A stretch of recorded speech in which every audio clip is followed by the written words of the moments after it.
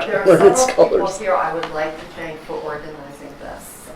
Rachel Lavenda, our special collections librarian, Jessie Buell, our instructional design and web librarian, Allie Grimm, our conservation technician, Sarah Keene, head of special collections and the university archivist, Karen Johnston, who's the administrative coordinator for the libraries, Sergeant Kevin Alt in campus safety is providing safety for our valuable works.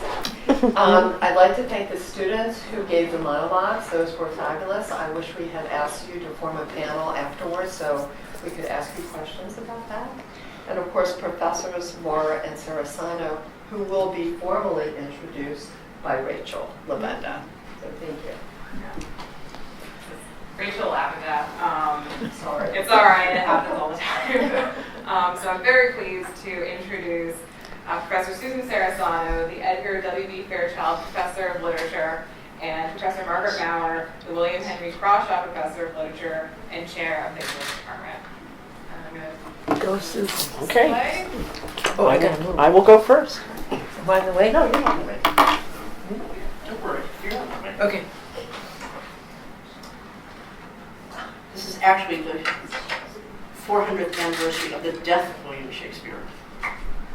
And so I'm going to try to speak to that moment in a paper entitled A Bed, a Sword, a Bowl, Several Houses, and Some Mourning Rings. In the name of God, Amen. I, William Shakespeare of Stratford-upon-Avon, in the county of Warwickshire, gentleman, in perfect health and memory, God be praised, do make and ordain this my last will in testament, in manner and form following.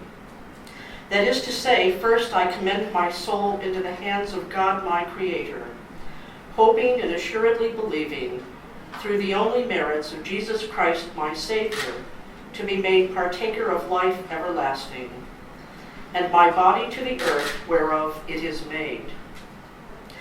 These are the opening lines of Shakespeare's last will and testament, a modest manuscript of only 3 pages, written in a common script of the time, referred to as facile secretary hand, on paper of average quality, and in language that reflects the standard legalese of the period. The pages are frayed around the edges, with the result that Shakespeare's signature on page 1 has almost disappeared. Prominent folds, the document was obviously transported this way, have caused portions of certain words and phrases to disappear into minute wrinkles in the seams, and several holes have formed where the soft paper was worn through. With its many interlineations and a few crossings out, the manuscript is clearly a draft, perhaps the second of a document originally conceived in January 1616, and then reworked sometime before it was signed and witnessed on March 25th. And some of the alterations might have occurred between January and March, or even at the time of signing. In any event, probably because the final version was hastily prepared, it was enough to get Shakespeare's signature on all 3 pages, which was the customary procedure of the time. What we're looking at here is the final page where, interestingly, he never bothered to affix his seal to the document. And indeed, the word seal is crossed out and the word hand inserted above. Eventually, 2 months after his death, this copy of Shakespeare's final intentions was taken to the Prerogative Court in London, that is, the Archbishop of Canterbury's court, where John Hall, Shakespeare's son-in-law, and an eminent physician, swore an oath before the judge and clerk of the court on behalf of himself and his wife Susanna, Shakespeare's eldest daughter, vowing that they, as co-executors, would carry out their father's intentions as set forth in the will. As far as we know, no lawsuits were filed subsequently, so it would appear that the members of Shakespeare's family, as well as the legatees who received bequests, managed to live with the decisions recorded therein. For years it was thought that Francis Collins, a solicitor from nearby Warwick, a town about 9 miles away, wrote the will as Shakespeare dictated. However, it is now believed that one of Collins's clerks probably prepared the document. However, many revisions were incorporated, with the result that we now have a draft of a redraft of page 1, perhaps followed by 2 earlier pages in which some alterations appear. Indeed, most of the changes occur on pages 2 and 3. Yet Collins played a large role in Shakespeare's affairs. First, he is named as one of 2 overseers of the will, and he was one of those present to witness the document when it was signed. Second, he did other work for Shakespeare in London, when in 1613, Shakespeare trusted Collins to prepare the documents that were involved in the purchase of the lease to the Blackfriars Gatehouse, an expensive piece of property in an elite neighborhood, near to the small private playhouse in which he and others of the king's men had invested substantial sums of money. Were it not for the fact that this manuscript relates to a dramatist of such eminence, it would probably be treated as simpler and less mysterious than it is sometimes thought to be. Nevertheless, wills are perhaps the most revealing documents that biographers can find, because they often contain many testaments, that is, statements revealing information about the testator's social, financial, professional, friendship, and familial networks. Key elements of Shakespeare's will note his status as a gentleman, a title derived from the fact that he was a member of the King's Men, one of the best acting companies of his time, and therefore a servant of the king. His will also mentions his living family members, a married sister named Joan Hart, the only Shakespeare child of the original 8 siblings to survive other than William, along with Joan's 3 sons, his wife Anne, 2 daughters, Susan and Judith, and Shakespeare's sons-in-law, John Hall and Thomas Quiney. Several of Shakespeare's oldest friends are also recorded as legatees, these being Hamnet Sadler, for whom Shakespeare's deceased son had been named, brothers Anthony and John Nash, and Thomas Russell, Esquire. 3 fellow players with whom Shakespeare had shared most of his adult professional life make an appearance as well, as does his godson and the nephew of a deceased friend. 19 persons, as well as the Corporation of Stratford-upon-Avon, benefited from Shakespeare's bequests, although it was his daughter Susanna and her husband who stood to gain the most, and who in turn bore the greatest responsibility for administering the estate. The bequests, as is typical in wills of the period, include gifts of money, lands, and personal effects. Small amounts of money went to Shakespeare's sister Joan Hart, £20, and her 3 sons received £5 each. His younger daughter, Judith Quiney, was to receive her marriage portion in installments over a period of time, and £50 further if she decided to surrender a cottage on the manor of Rowington in which she was living. Although most scholars claim to detect that such careful arrangements, centering on Shakespeare's daughter, indicate that the father disapproved of Judith's husband, Shakespeare offered an incentive of £150 if Thomas Quiney could, within 3 years, demonstrate that he had amassed an equal sum in lands on his own. However, there were still more stipulations. If Judith died within 3 years, then £100 would be paid to Susanna Hall's daughter, Elizabeth, Shakespeare's only grandchild, obviously named for the glorious queen who had reigned during much of his lifetime. The poor of Stratford-upon-Avon received a payment of £10, which was a typical gift of the time, in fact, rather generous. 3 fellow actors, Richard Burbage, Henry Cundall, and John Hemming, were promised 26 shillings 8 pence each to purchase a mourning ring, and 4 friends, including Hamnet Sadler, received equal sums also to buy rings. Thomas Russell was promised £5, and William Walker, Shakespeare's godson, a child of 7 to 8 years of age, received 20 shillings in gold. Francis Collins would receive more than all of these, £13, 6 shillings and 8 pence, a tidy sum worth over $2,400 in today's currency, or enough money to buy 3,200 loaves of bread at the time. Remember, during this period, 1 penny would buy a loaf of bread, and there were 240 pennies in every pound.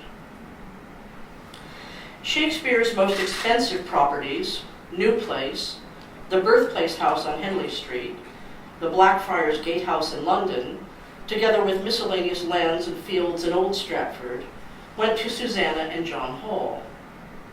Sister Judith got to stay in the house she occupied until her death, in return for peppercorn rent, which was practically nothing.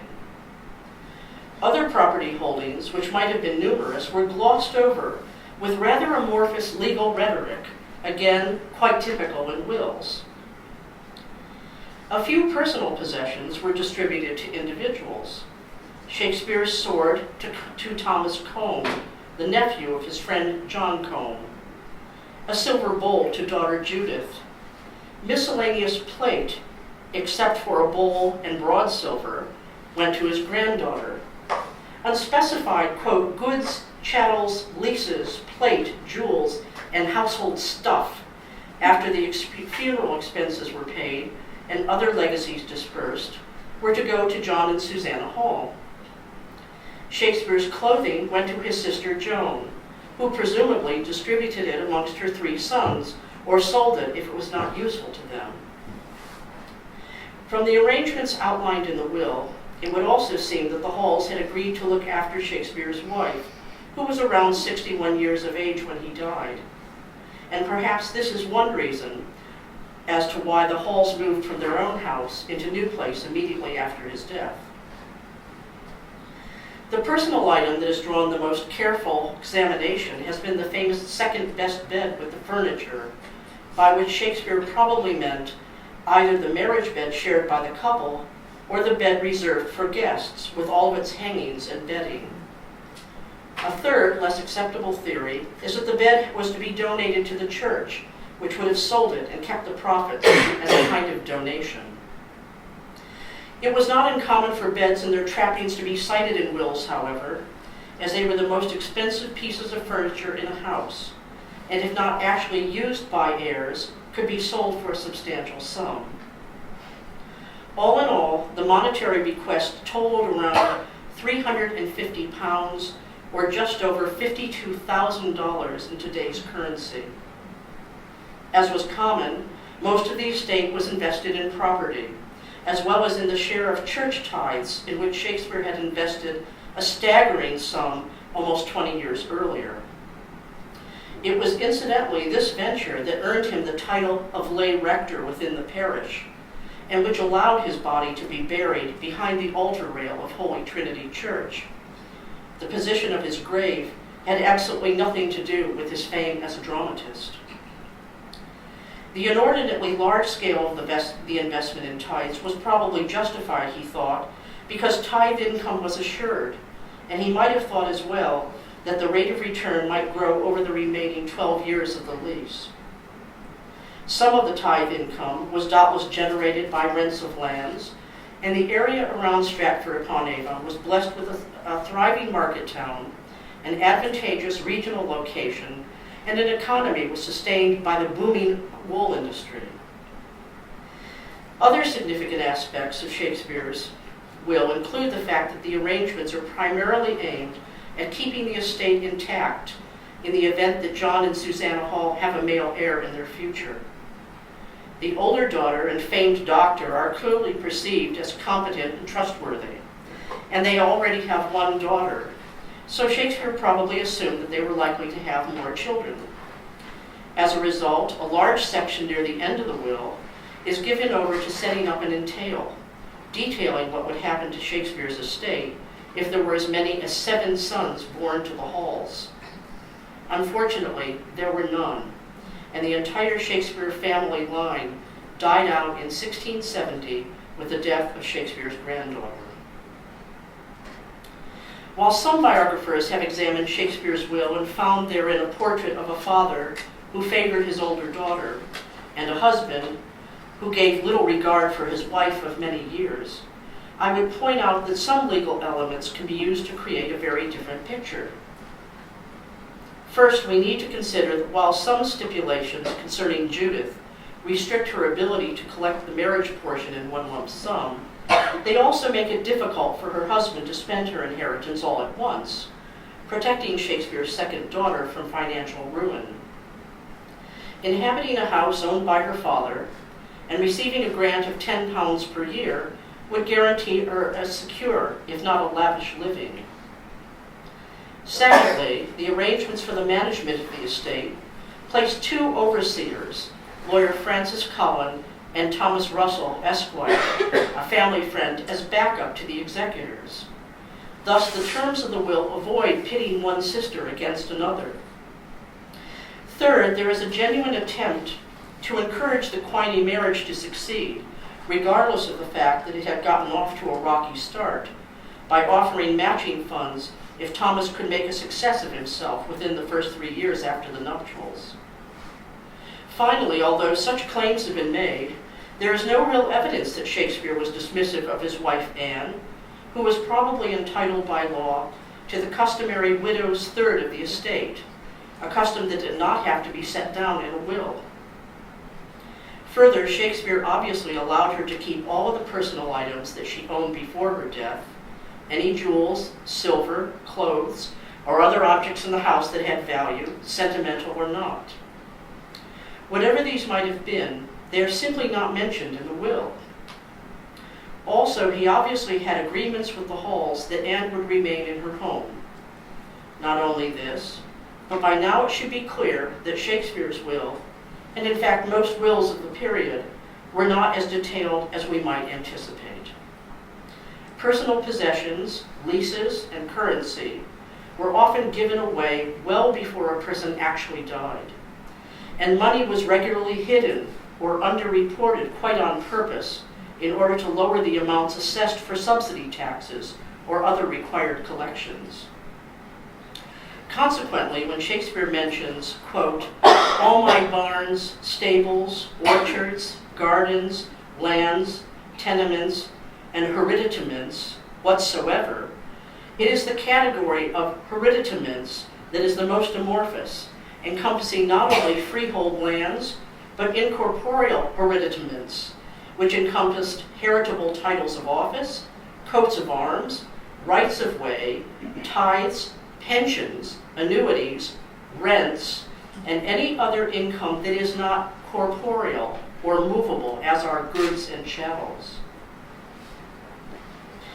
Whether Shakespeare was the central character in his own deathbed scene is open to speculation, although it was probably no grand event featuring distinguished poetry in quite the same way that John of Gaunt dies in Richard II.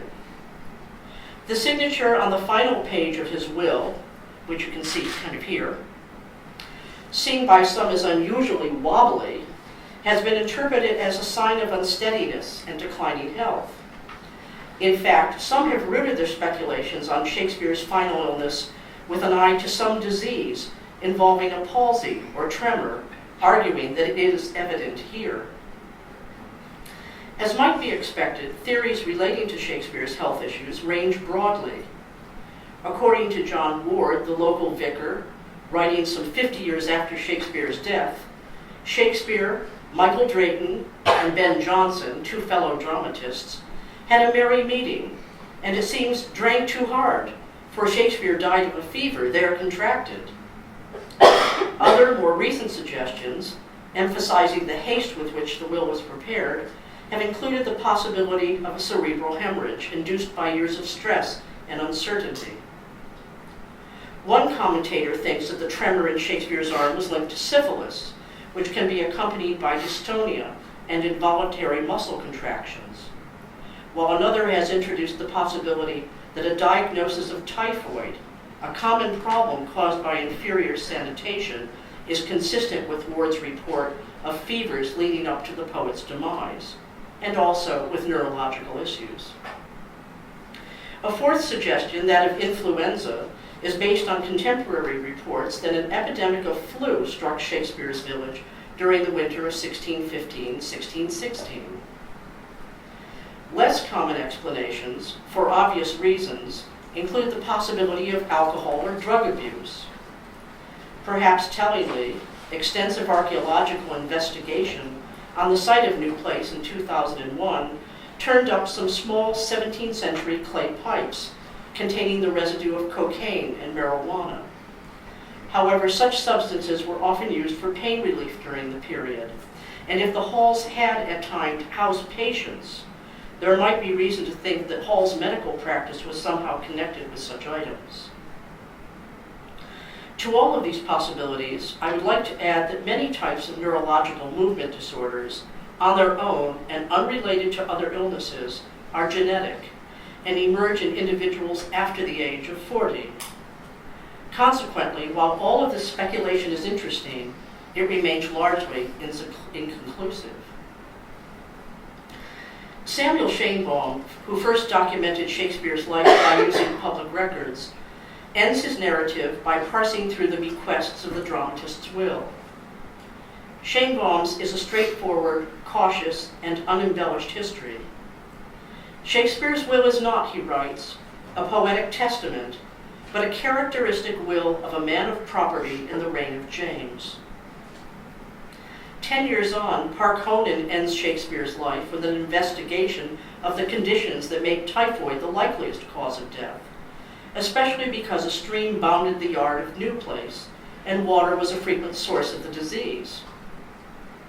In the 19th century, field researchers discovered that the watercourses in the county of Warwickshire were overwhelmingly contaminated with the disease. And perhaps coincidentally, Shakespeare's illness lasted, he tells us, about as long as it takes for typhoid victims to die. Catherine Duncan Jones, creating a more steely character, a man of business characterized as, quote, ungentle Shakespeare, in contrast to the common romanticized images we're all used to, explains Shakespeare's passing by returning to the theory that syphilis, together with the complications of heart disease and circulatory issues, brought about Shakespeare's end. For evidence, Duncan Jones reminds us of the fascination with sweating and syphilis that occurs in the play Troilus and Cressida and some of the sonnets, of their graphic images of sweating tubs and venereal disease. The speaker of Sonnet 153, for instance, describes himself as a sad, distempered guest who seeks relief from the burning agony of love in a seething bath. Most recently, Stephen Greenblatt's biography, entitled Will in the World, ushers Will out of the world with the simple statement that he was buried on April 25th, 1616. But, Greenblatt writes, there are no contemporary accounts of his last hours. Yet of one thing we can be reasonably certain. Shakespeare's last years at home were not marked by bucolic bliss. During this period, the citizens of Stratford-upon-Avon were embroiled in conflicts over attempts to enclose land around the village that would have reduced the planting of grain, a scarce and valuable commodity, in favor of more sheep grazing. Shakespeare's elder daughter became involved in a very public lawsuit involving defamation when claims were made that she had had an adulterous affair with one Rafe Smith, a married haberdasher and family friend. Then, just a few months before Shakespeare died, his younger daughter married Thomas Quinney, a vintner of questionable reputation who, it emerged, had impregnated another woman. About a month before Shakespeare's death, the mother and baby died. Consequently, Shakespeare's last days were anything but quiet. Novelists and dramatists have their own ways of bringing Shakespeare's life full circle, as it seems to do naturally, with his birth date and death date lying so proximately together. The action of Peter Welland's play, The Herbal Bed, centers on the allegations of unfaithfulness levied against Susanna Hall. It ends at the moment when her father is being carried down the street from New Place to Hall's Croft, where he will spend his final hours. In a breathless conversation, while gathering up various ointments and tinctures, John Hall reluctantly affirms to Susanna the hard truth that her father had indeed contracted gonorrhea and that he is far beyond help. Thus, Welland's play ends with the uneasy sense that the Shakespeare Hall family, similar to other families of the time, would be hiding many secrets in the future. In sharp contrast, for the distinguished Canadian playwright Vern Thyssen, the exact cause of death is secondary to the crushing loss that Anne must have faced after William's death. Thyssen tells the story through her eyes as she is left alone to reminisce after the funeral. Looking for light in the midst of her sorrow, she stares out the window saying, "A week ago, I helped you to bed. Sweat drips down your balding head past your cheek like rain on the window. I lay down beside you. You are hot as an oven, burning even as the night grows cold. I close my eyes and when I open them again, I know the night has swept you away. I go to the window. Rain and fresh, cool air washes into the room and rushes out again, taking you with it, and you are gone." Thank you.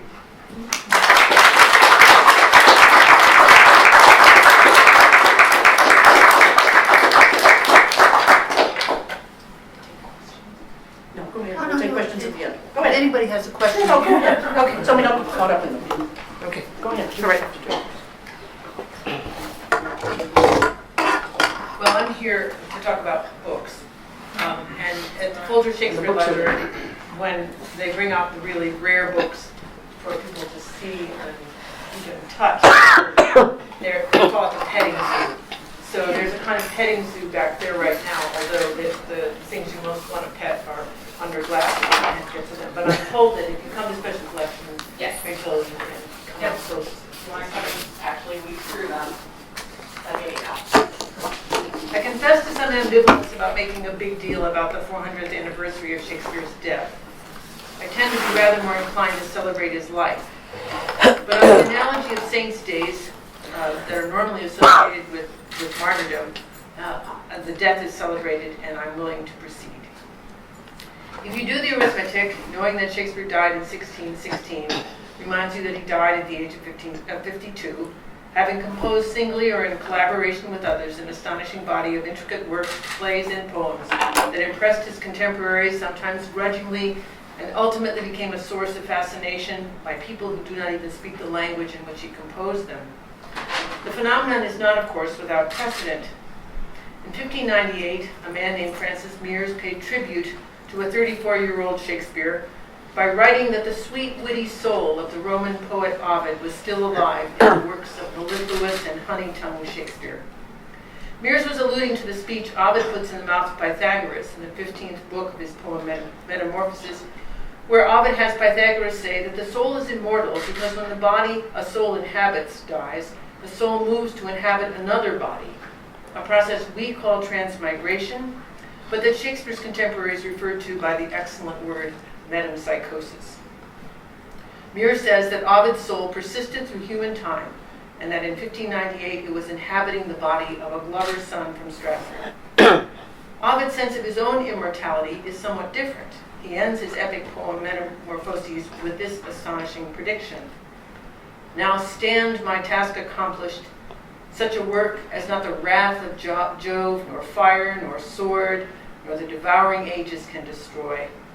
Let when it will that day that has no claim but to my mortal body end the span of my uncertain years. Yet I'll be born, the finer part of me above the stars, immortal, and my name shall never die. Wherever through the lands beneath her sway the might of Rome extends, my words shall be upon the lips of men. If truth at all established by prophetic prophecy, my fame shall live to all eternity." Notice that Ovid ties the certainty of the everlasting fame he predicts for himself to the Roman Empire and to the language of that empire, Latin, a language that every educated English-speaking person used to have to master, but that now is no longer so widely understood or appreciated. And yet the poetry of Ovid has continued to live in translations into other cultures. If the lines I've just quoted from Ovid sound like Shakespeare, If, in other words, they seem to justify Mere's assertion that the soul of Ovid lived on in the writing of mellifluous and honey-tongued Shakespeare, it's probably mostly because A.D. Melville's translation of the final lines of Ovid's Metamorphoses falls into the cadences and vocabulary of Shakespeare's Sonnet 55.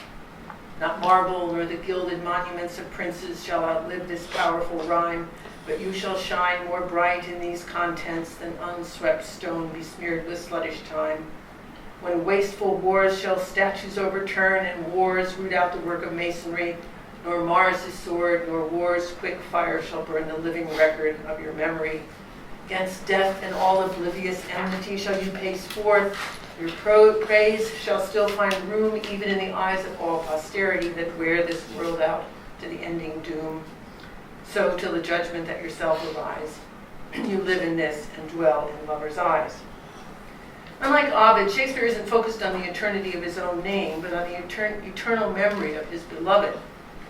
But sly fellow that he certainly was, he probably could have guessed that the quarto edition of his sonnets, which appeared in print under his own name when he was 45 years old, but with no definite indication of the name of the young man whose beauty they celebrated, would ensure that the living record the sonnets put forth would effect the persistence of the writer's name, of Shakespeare's name, regardless of whether readers ever felt assured they knew the identity of the person celebrated by that powerful rhyme.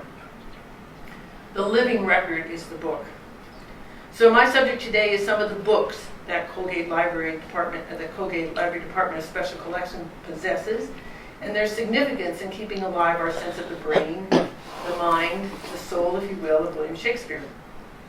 In other words, I'm going to talk a little bit about the life of Shakespeare since his death, as legend has it, on April 23rd, 1616. We're sure about the April and the 1616. The 23rd may or may not be true, but it's a convenient fiction. If it's not true, because it associates him with St. George, the patron saint of England, whose feast day is April 23rd. And Shakespeare's birthday is also set on the 23rd of April by something like the same logic. He was baptized on the 26th, and so 3 days after he was born, he was baptized, putting his birth on the 23rd. So I'll begin, of course, with the folio collection of plays published in 1623, 7 years after his death, by two fellows of the company who were mentioned in the will, John Hemming and Henry Condell. Some of Shakespeare's plays and sonnets and his narrative poem Venus and Adonis and the Rape of Lucrece had been published in Shakespeare's lifetime, and soon after his death, in smaller books, half the size of folios, known as quartos. So here is what, in facsimile, the first page of the 1604 quarto of Hamlet looks like. You can see it's a little book. There's the title page. These are very rare, and Colgate has none of these from the 16th century or early 17th century. There are some quartos back in the petting zoo, but they're of later time. The folio edition of his work was published in 1623 interests me today, not only because there is a copy of it in special collections, but also because it conveyed to posterity plays for which there were no earlier editions, no quartos, plays we would not otherwise know, if not for the first folio, as well as versions of plays that we do have, but that differ from their earlier quarto printings. So preparing for this talk, I decided to spend a little time with the front matter of the first folio, to see to what extent it acknowledges its own role in preserving Shakespeare from the oblivion of death.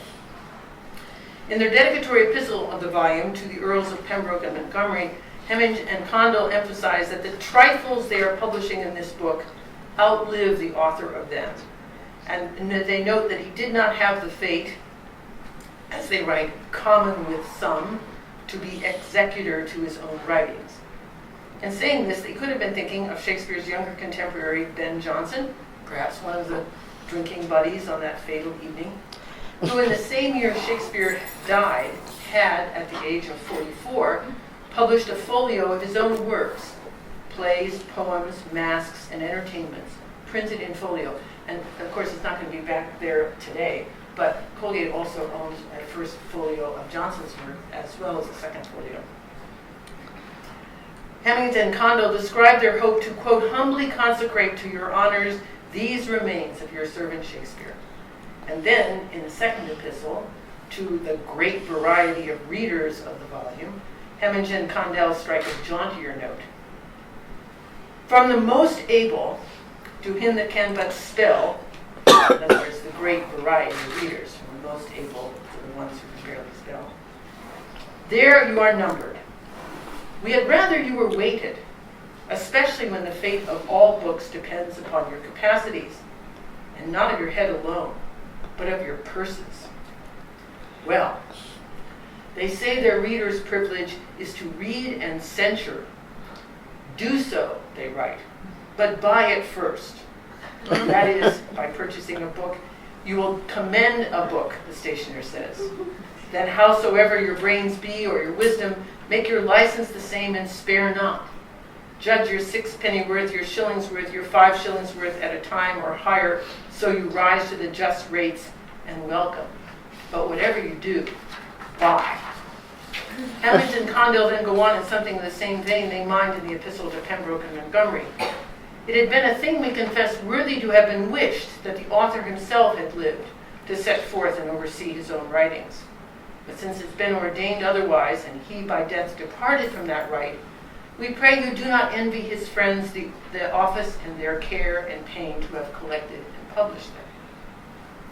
Then congratulating themselves for presenting in the folio better versions of the plays than had earlier appeared in print, and lavishing a few lines of praise on what a wonderful writer Shakespeare was, they admonish this variety of readers, presumably having bought the book, to treasure it.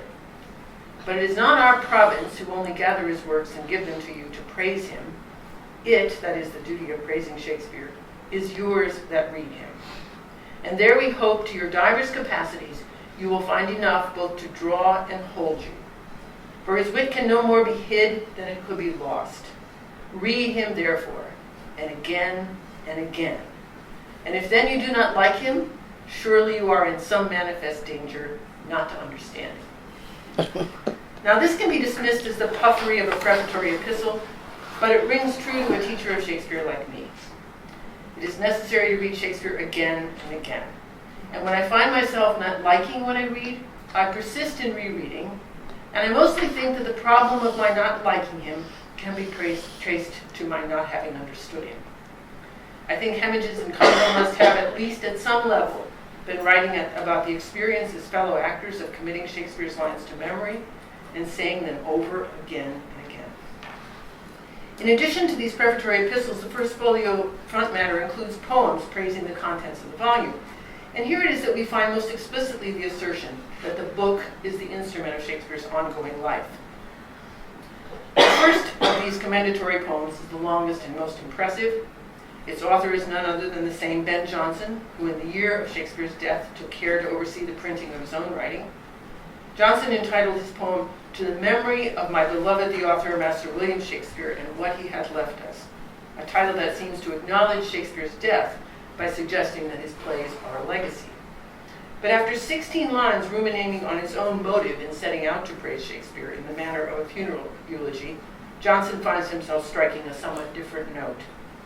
I therefore will begin, soul of the age, the applause, delight, the wonder of the stage, my Shakespeare, rise. In other words, Jonson makes the occasion of this book's publication an instance of resurrection. And then 3 other poets follow suit. Hugh Holland writes of the first folio, "For though his, that is, Shakespeare's line of life was soon about, the life yet of his lines shall never out." And Leonard Digges' prefatory poem alludes to the last lines of Ovid's Metamorphoses that I have quoted. "This book, when brass and marble fade, shall make thee," that is Shakespeare, "look fresh to all ages. When posterity shall loathe what's new, think all is prodigy that is not Shakespeare's. Every line, each verse, shall here revive, redeem thee from the hearse. Nor fire, nor cankering age, as Naso," that is to say Ovid, "said of his, thy wit-fraught book shall once invade. Nor shall I e'er believe or think thee dead, though missed, until our bankrupt stage be sped." Be sure, our Shakespeare thou canst never die, but crowned with laurel, live eternally. Closest to my purposes is the brief third commendatory poem signed only I, or that is to say J.M. We wondered, Shakespeare, that thou wentst so soon from the world's stage to the grave's tiring room. We thought thee dead, but this thy printed worth tells thy spectators thou then wentst but forth to enter with applause. An actor's art can die and live to do a second part. That's but an exit of mortality, this a re-entrance to plaudite. Folio gatherings of Shakespeare's works were published 3 more times, as you know, in the 17th century, and Colgate is fortunate to have issues of all of them. The 1632 folio, the 1633, unique, as you know, because of the Anne Hathaway sketch that consort that it includes, and the 1685 fourth folio. Beyond the folios I want to mention today that have been important to me in all my efforts to understand Shakespeare are in one way or another the efforts of all people, and they're until recently mostly men, to whom we put names. We call them editors, and all of them it can be said that they read Shakespeare again and again. I think on balance they all liked him, but increasingly through the 18th century they also found elements they did not like. That is, more or less explicitly, they were also critics of Shakespeare's works. And the reason I find it useful to have their editions so ready to hand is that sometimes what I can perceive they did not like helps me understand Shakespeare better, sometimes leading me to realize that I did not, until the editor registered his dislike, understand what is being said or happening in the play. I'm going to focus on 3 of them: Nicholas Rowe, Alexander Pope, and Louis Theobald, or Tybalt as he's usually called. And I'm going to mention 2 more very briefly in a series of editions associated with the Tonson Publishing House. The first of Shakespeare's editors to whom we can put a proper name was Nicholas Rowe, whose quarto-sized, multi-volume edition of Shakespeare's plays appeared in 1709. Now, we also have this one in special collections, but it's not in the zoo. So I brought what we have in the stacks, which is a facsimile. There it is. This is from Volume 1, Much Ado About Nothing. Let's see. Colgate owns this edition, but I'm here showing it to you, not in the copy that is in special collections, but in the facsimile edition that is in the stacks. Rowe began doing the sorts of things that modern editors now routinely do. He added illustrations. Okay, so this is Much Ado About Nothing, and you can see the scene where Hero is disgraced and faints at her own wedding. He put a cast list at the head of each play. And he amended or changed places where he thought it necessary to convey meaning. Rowe was what I would call a conservative editor. A playwright himself, he tried very hard to make sense of the words that came down to him as indicating some action on the stage. And so, for example, at the opening of Much Ado About Nothing, you can see it here, where both the folios and the earlier quarto edition of that play printed in Shakespeare's lifetime put a character named Inogen. You see her there? Enter Leonato, Inogen, Hero, and Beatrice, designated as the wife to one Leonato, into the opening entrance of this scene and one other scene in the play. Rowe allowed both of these stage directions to stand, even though Inogen never speaks one word in the whole of either scene in the play or overall. And in the list of characters, you can see her placed first among the women characters, wife to Leonato. You will not find her in modern editions of Much Ado, except sometimes in footnotes. From Rowe, I have learned to miss her, and to try to understand what Shakespeare might have been getting at by putting her in or taking her out. After Rowe, the Tonson editor I'll mention next is none other than Alexander Pope. Pope's 6-volume folio edition of Shakespeare's plays began appearing in 1723. This first issue of it was completed in 1725, and then the whole was again reissued in 1728, with some changes into which Pope was driven by the criticism of someone I will discuss in a minute. Pope was considerably less restrained in indicating what he liked and did not like about Shakespeare's plays, indicating by what he called a comma in the margin, we would say a single quotation mark at the start of a line, what he considered the shining passages that he especially admired. Pope also suspected suspected that some passages which he particularly disliked were interpolations by others, mere players, as if Shakespeare himself were not one. When he could not entirely omit them without chasm or deficiency in the context, he degraded them. Now, again, we have Pope's edition in special collections, but it's not here. I have a stolen and surreptitious copy of a facsimile of Pope's edition that I made years ago before we acquired Pope's edition. And here's a page from Much Ado About Nothing, and here you can see a degraded passage. Okay? If he couldn't degrade the passage, that is, if it were so important to the following of the action, he put what he called a mark of reprobation next to it to signify that he thought it wasn't up to Shakespeare's quality, or perhaps not even Shakespeare. I have to say that over time I have benefited a good deal from Pope's judgments, usually from his degradations and marks of reprobation. They signal to me that I should make more of an effort to understand, and that this often has been very profitable. So here, Pope, for example, degrades the moment in Much Ado About Nothing when Don Pedro and Balthazar bandy words as Don Pedro is trying to convince Balthazar to sing. Balthazar, because you talk of wooing, I will sing, since many a wooer doth commence his suit to her he thinks not worthy. Yet he woos, yet he will swear he loves. Pedro, nay, pray thee come, or if thou wilt hold longer argument, do it in notes. Balthazar, note this before my notes. There's not a note of mine that's worth the noting. Pedro, why these are the very crotchets that he speaks. Notes, note, and forsooth, and nothing. I don't know of any passage in Shakespeare that signals his preoccupation with words in relation to the issue of a play more than this one. No modern editor will now admit it, which is not to say that it has not been useful to me to realize that Pope did so.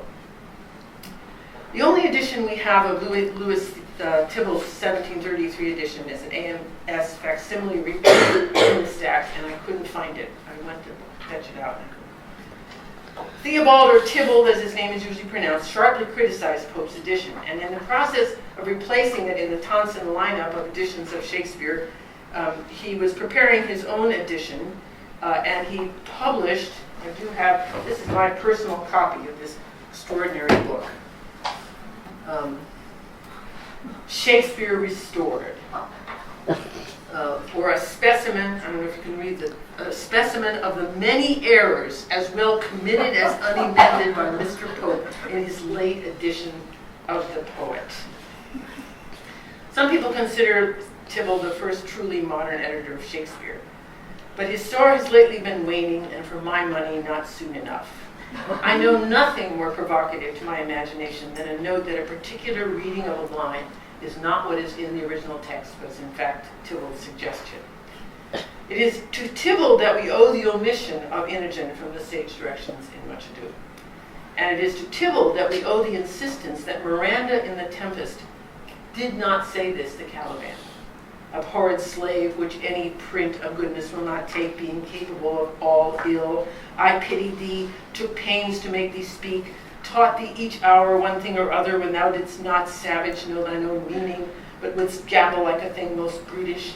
I endowed thy purposes with words that made them known, but thy vile race, though thou didst learn, had that in it which good natures could not abide to be with, and therefore wast thou deservedly confined into this rock, who has deserved more than a prison. For years that speech was given to Prospero on the grounds that Tybalt could not imagine that Shakespeare would have assigned it to Miranda.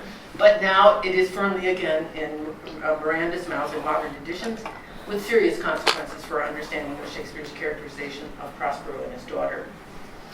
I want to mention, before I finish, two more Tonson editions. That of Samuel Johnson, 1765, and Edmund Malone, 1790. The first of these exists in Case Library only in the stacks in an AMS facsimile edition, but Special Collections does include Malone's among its treasures. Dr. Johnson is unfailingly stimulating to me, mostly because he is so precise about his reasons for disapprobation. His preface to his edition speaks at length not only about Shakespeare's excellencies, but as he puts it, his faults. I find him always accurate in his description of a fault, though I never agree in finding fault with it. I have not any experience of working much with Malone's 10 volumes beyond realizing that Malone made prodigious efforts to determine the order of the composition of the plays and to determine the authorship of at least one of them, Pericles, a play not printed in the first 2 folios, but was one of the 7 added in the 3rd and in the 4th. After the Tonson's editions, editors did not cease to make their disapprobations plain, but because Shakespeare's work had been idealized to the point where there was less of a tendency to do so, and then the editions become less likely to find their way into special collections. So what I've tried to do is to suggest that Shakespeare survives in the books that convey his writing to us. They have always been, to a greater or lesser extent, mediated by printers and editors who, under the guise of assisting their readers, stimulate and sometimes provoke them. I must say at last that human beings being what they are, we would not have Shakespeare any other way, so we are lucky at Colgate to have as much of these materials as we have.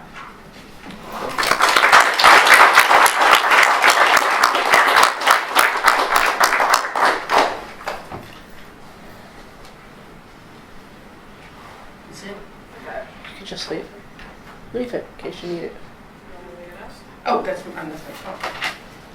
Oh, okay, you can have that together. All right. Questions, comments? I'd like to thank you all. I learned a lot. That was fascinating. Yeah. Well, for me, I hope you learned that you should go to special collections. Right. I didn't know we had that much. Yeah. Since I don't write about Shakespeare, I've not investigated it. That's great. Have you heard about the Shakespeare's corpse having no head? Yes, Susan's really beat her up on that, right, Susan? I'm up on that. She has a theory about the head. Well, first of all, I don't think we know whether the head is there or not. But I think basically the whole skeleton. I heard on NPR. I don't know. I know it's got to be true if it's on NPR. Yeah. But I believe it. it's our trusted news source. I know, but I'll tell you what. A Holy Trinity Church is located really very near the Avon River, and the water table is very, very high. Mm-hmm. And an archaeologist years ago told me that the water table was so high that there probably are no bones anywhere underneath the slabs of the floor because they've been washed away over time by water. And so there is a rumor that in the 18th century someone stole Shakespeare's skull and made off with it, you know. Sold it. Yeah, but I don't think that You that's... just explained why typhoid was a problem. Oh, absolutely. Absolutely. It's you know. Right. But I don't think there's anything done underneath there actually at all. Right. They were looking for a they were lump. talking about this When they x-rayed, they technology. did right. They didn't see. I know, and they didn't see a lump. But my guess is they wouldn't see anything else Right, either. Right. And, You know. yeah, makes sense. So The swan saved it. So I have a question for Margaret about the folios. So what you're if I understand this right, because I don't, as I said, I don't write about Shakespeare, so I'm not up to speed on the folios. But if later folios have plays that the first folio does not, then that suggests that at that point there were people scurrying around looking for what? Quartos that, or where did they find the plays that go into the later folios? Well, the one I know best is Pericles, and that had been published in a quarto with Okay, well, that's Shakespeare's what I meant. name on the So title they were page. looking for I don't know quartos. about some of the others. Is Arden of Feversham one of them? And but that was a published. play on Thomas Cromwell was one of them. Do those quartos exist now? Are they extant? Well, the Pericles one does for sure. Yeah. Yeah. Remember, the Globe had burned down in 1613. Right. And they did manage to get some stuff out, but probably not all stuff. So what you see in the first folio is probably came from a mixture of sources, you know, a Right. variety of sources. And some of them were printed, and potentially some of them were not printed, but had gotten out or were in other places Yeah. when the Yeah. theater went down. I mean, there's the famous Love's Labour's 1, Right. which is in a list of plays attributed to Shakespeare, and we have no play called Love's Labour's 1. And there was an attempt at one time to make The Taming of the Shrew into Love's Labour's 1, and then they Right. discovered a list that had The Taming of the Shrew and Love's Labour's 1 in it, so that knocked that theory in the head. Right. There's probably, I doubt that they're in the Hatfield House, but there might be more plays out there. Right. Yes. So the actors who acted in the plays would probably have scripts. Would they have been? No. They wouldn't have. No, they didn't have scripts. There was one copy of a fair copy, Uh-huh. and then they had what were called sides, which were long rolls of paper with only their lines on them. And the first line, the last line of what someone said, and then they would say what was after In it. Midsummer Night's Dream, one where And- Quince accuses Flute of speaking all your parts at once, cues and all. Right, and we have a few of these actually for another acting company. So the only play book that existed would have been in the Playhouse storeroom, which is why the Globe fire, the Fortune Playhouse fire, and things were so devastating, you know. And in fact, the Royal Shakespeare Company did, in fact, rehearse off of sides up through the beginning of the 20th century at times. You know, and paper was expensive, and it was expensive to have things copied, and you just couldn't provide that number of play books for an acting company.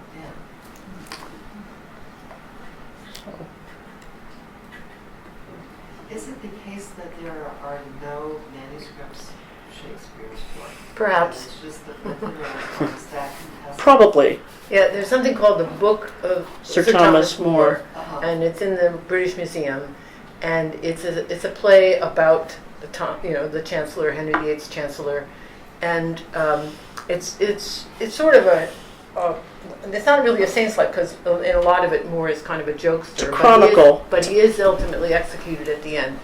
And there are two scenes that involve crowds that look a little bit like crowd scenes that Shakespeare's written in other plays, and that people have looked at the handwriting and they think it might be Shakespeare. And the theory is that I know about is that this guy named Anthony Munday was sort of the guy who plotted the play, and then various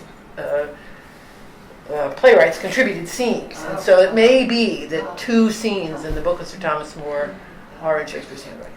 It's a collaboratively written play. Yeah. There were 4 dramatists writing different pieces of it. And that's how they had to knock this stuff out pretty quickly, because repertories had to turn over material quickly to keep people coming to the playhouses. And so writing in collaboration was the rule of the day. Single author plays were really unusual at the time. And see, this is enormous fodder for Alexander Pope, because anytime he doesn't want anything, Right. he can say, well, this is interpolated by this lesser guy, Right.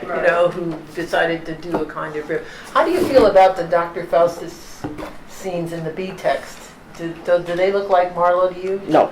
Yeah. So, Susan studies Henslowe, and somebody like Henslowe would take a play that had been successful and give it to a playwright and say, dress this up a little bit. Or if you know the play. They'd refab them. Yeah. See, when a dramatist or a group of dramatists wrote a play, they sold it to an acting company for about £6. And it was cheaper than buying the costumes. The costumes were more expensive than the play script. And that meant that the acting company owned the play. And they would perform it for a while. Then when it kind of got tired, they'd stick it back in the storehouse, and they would bring them out occasionally and refab them. And it wasn't refabbed by the original dramatist or group of dramatists who had produced the original This text. is like having your novel turned into a movie. You don't write them. Right. And it's a way to Yeah. freshen it up. And in the case of Faustus, the A text is very short, and my guess is they're doing all kinds of things to it, but one of the obvious things they're doing is expanding it so it's a longer production. And another play that clearly this went on was a play that was extremely influential to Shakespeare, called The Spanish Tragedy by Thomas Kidd. And we know there are additions to the Spanish Tragedy. We even think there's some theory that Ben Jonson was responsible for some particularly good ones. Right. But a lot of dramatists, when they're writing together, what you can tell when you see the Book of Sir Thomas More on stage, which I've actually done, is they adopt a kind of a house style. So it's like, 4 people writing a sitcom.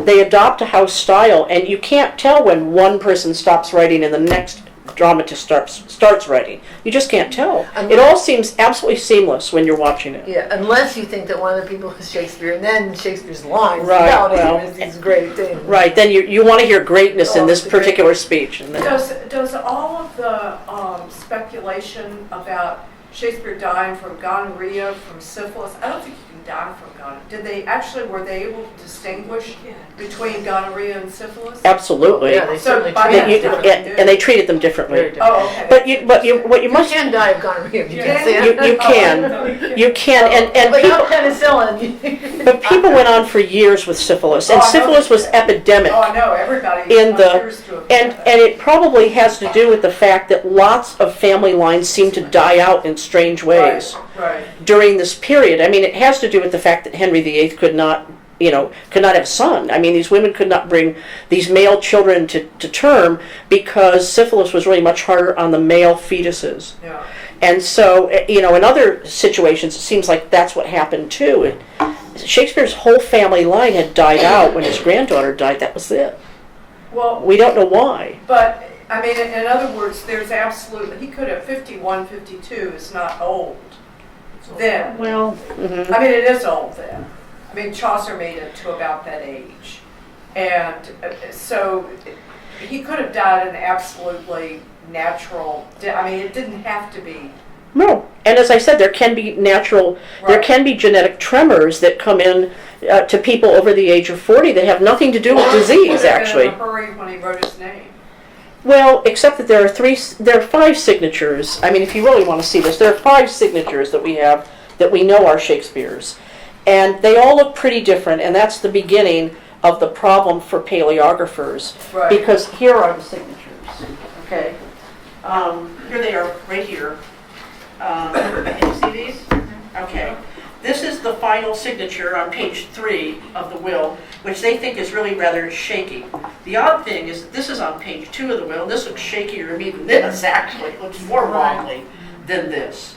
But we don't know about the conditions of the signing. Is he sitting in a bed, propped up by Right. pillows, writing on Right, something? right. Who knows?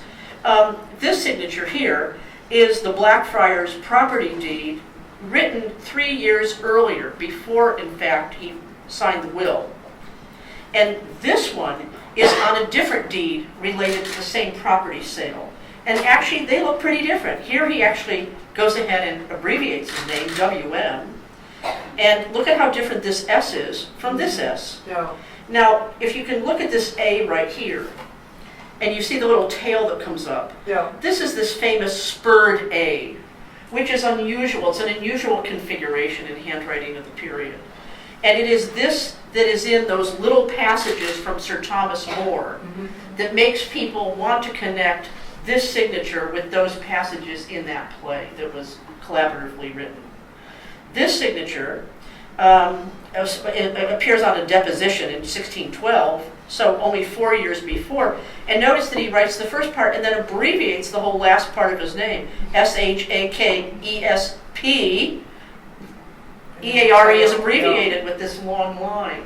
So, the part of the problem is that people do not actually consistently sign their names throughout a lifetime. We know that. And yet there are very different looks here to even the word William, Look at it. And this is the extent of the handwriting sample that we have, that we're sure of. And it's not much to go on. It's just not much. No, I mean, it sounds to me like they built a tall tale out of nothing. Well, they're trying to look for something because, Right. when you're writing a biography, you have to get to the end of the life. Right. And you have to figure out what you're going to do there. And there is this preoccupation with syphilis in Troilus and Cressida and in the sonnets and in the sonnets. Definitely. And so what they're thinking is that this is something that he had contracted. And it became a kind of an obsession with him that showed in the work. We can accept that or not, as we wish.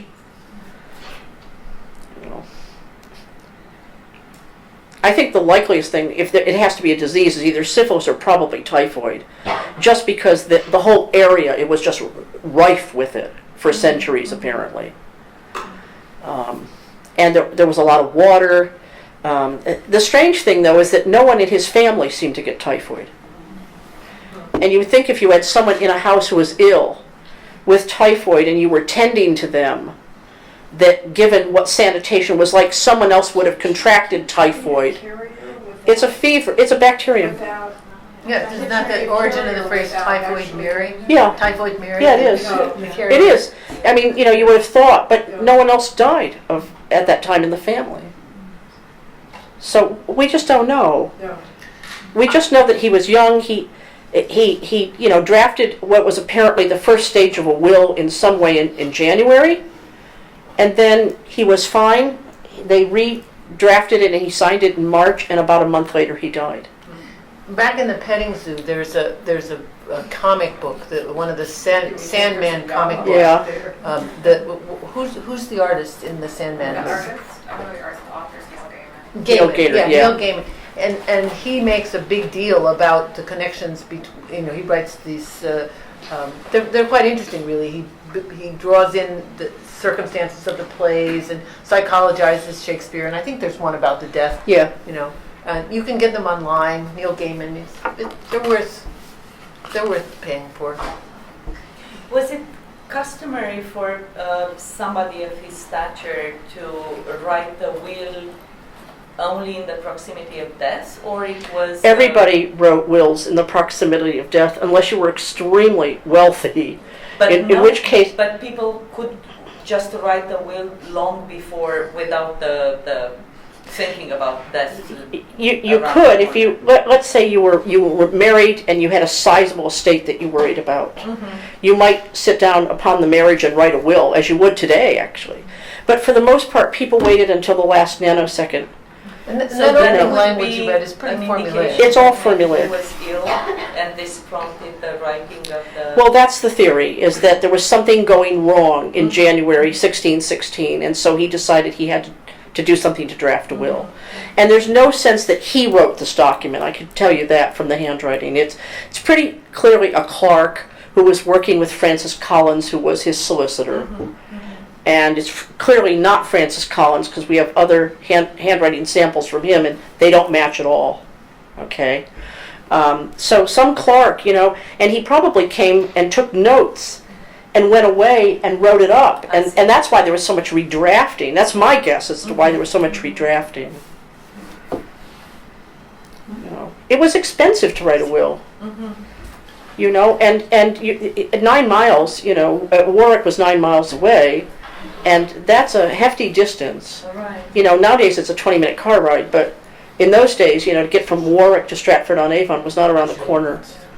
So my guess is that Shakespeare called for it when it was needed, which was clear. I just wanted to dispel the myth that he was kind of mean to his wife. You hear this all the time. All he gave her was the second best bed, and it's an interlineation. Well, she would have gotten the widow's third, I'm sure. And then she had what was apparently a very loving family around her. The minute he died, they moved into her house so that she could continue to live there. It was, incidentally, the second largest home in Stratford-on-Avon. And the real question to me about Shakespeare's life and this will in many ways is not that he made a lot of money, because some actors did make a lot of money, but how did he make so much money so early on in his life? That's the question to me. Because he put down £440 to buy this tithe 1 year, and the next year he bought new plays. And those were enormous investments. In 1596 and 97, he had only been in the theater less than a decade that we know of. And he was making these enormous investments. He was a very good businessman, I think. Absolutely. Yeah. And I think obviously I'm a pariah, and I still remember better, some probably lacking Romanian translations of Shakespeare than I can remember. Ovid was Romanian, right? Ovid was Romanian. Right. Yes. He was exiled, though. Yeah. Yes, exactly. So if the theory is right, then I had access to the source first. Yeah. But he appears to be a very a realist. He has Yeah. a great pragmatic sense. Yeah. And he serves the theater by writing the next play, and he pays attention to zeitgeist, and he's very shrewd at when and how many and why. I think he was definitely an enterprising soul, And we think very talented. We think he wrote during the plague periods, when the theaters were closed down. You know, plague would come around almost every summer, and theaters would often be shut down temporarily. But there were some periods, 1593 to 94, 97 to 98, 1603 to 1604, 1678, when there were such high rates of plague that everything was shutting down. The markets were shut, the playhouses were shut, everything was shut. And we think it was during those periods when he really concentrated on maybe getting ahead with writing plays and so forth, because he knew eventually the theaters would reopen, and then he would have a kind of backlog of work that could go right on stage. You know. And there's even a theory that he might have revised to make things not necessarily theatrical. I mean, you look at the title page of the 1604 quarto of Hamlet. It says explicitly that, you know, this has been revised in relation to an earlier version. He might have, you know, there was Lucas Erne wrote a book called Shakespeare, Literary Dramatist, that argued that some of the plays we have were written as reading things, not necessarily for the stage. Which is why you should never scruple to cut Shakespeare all you want to put him on. But don't leave these lines out. And don't trust the stage directions to be his, because we don't know where the stage directions always came from. A printer, you know, knowing that a reader would not be looking at something on a stage, might have inserted, you know, stage directions to make things a little clearer, you know. Yeah. There's a lot of fun to be had in special collections. A lot of fun. Enormous fun. There's a quarto in special collections I was going to ask Rachel, and it's back there, right? There's a quarto of Macbeth, published I think in 1673, with a cast list that is identical to the cast list of the Davenant adaptation of Macbeth, which was published like the next year. And I mean, a really neat project would be to sit down and figure out what that quarto is, and you know where it came from, because it's not a restoration adaptation. I mean, that's just something waiting to be done. And in combination with EBO, Yeah, where you can get you can pull up multiple quartos Yeah. and folios and things. It's just an amazing. You can do amazing projects, really. Yeah, Ebo is. early English books online. Yes. It sounds We like thank the library for having Ebo. It's one of the great resources. Yep.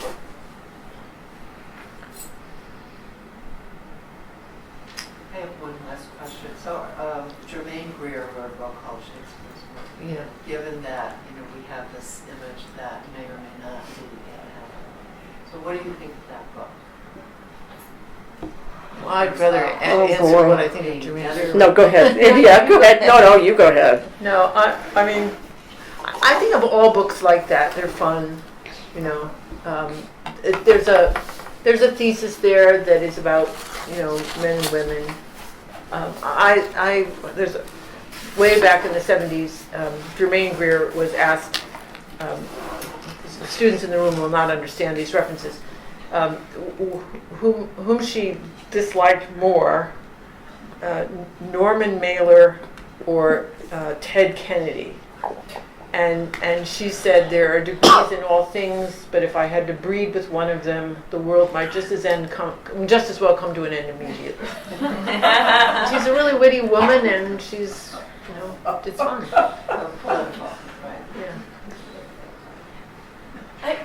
I'm just curious. I would like to ask a student, what do these very, very old pieces of writing in an object mean to you?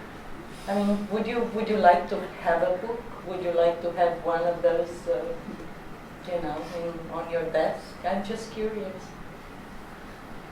That's why there's a policeman back there.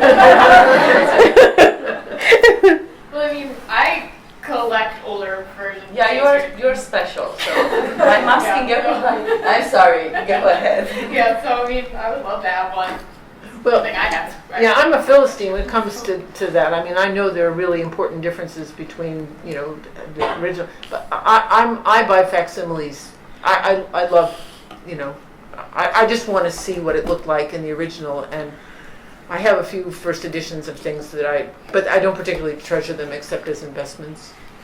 You know. Right.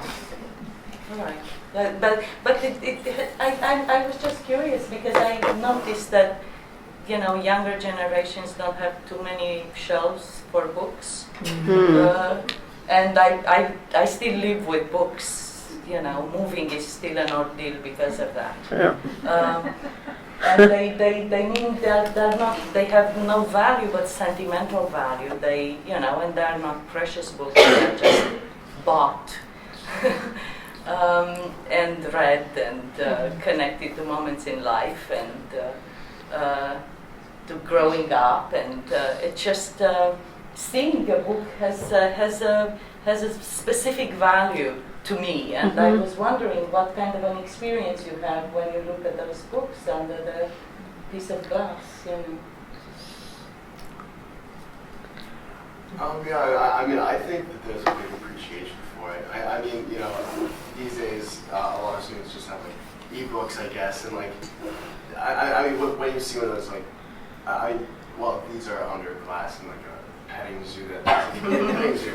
I think just even looking at it, you know, there's almost kind of a nostalgia that you get just from kind of realizing that there's so much history that these artifacts have gone through that, you know, you don't get from just reading the text somewhere else. And I think that, you know, even though kind of, I guess, our generation has kind of lost an appreciation for it largely, that, you know, anyone can kind of see it and take value from it in some. So maybe it's not lost, it's just not encountered, or maybe it becomes even more special because of that.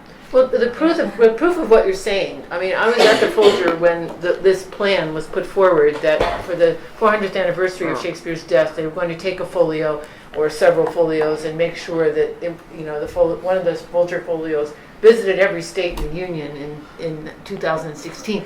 And when they said this, I was, are you serious? I mean, you think anybody is going to like drive more than 10 miles to, you know, to get proximate to it? Was it a relic? I mean, will it work miracles?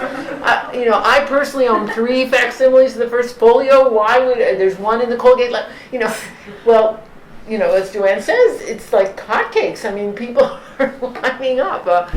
I'm astonished. I was so cynical about the entire project, but it works. You know.